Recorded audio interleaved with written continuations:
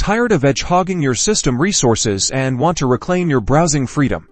Alright, let's ditch Edge. But be warned, Microsoft doesn't make it super easy. First, if you're on Windows 10 or 11, go to your Start menu. Click on the Settings gear icon.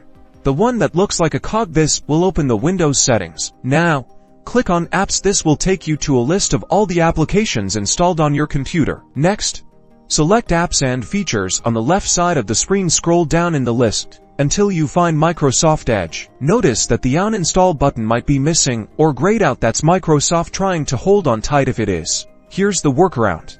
Search for Control Panel in your Windows search bar and open it. Under Programs, click on Uninstall a program. Scroll down in the list until you find Microsoft Edge. You may still not be able to uninstall it this way, but there is an alternate way. Now, since you are uninstalling your browser, be sure to download another one, such as Chrome or Firefox. Once you have one downloaded, move on to the next step. Go back to your Windows settings and search for Uninstall a program.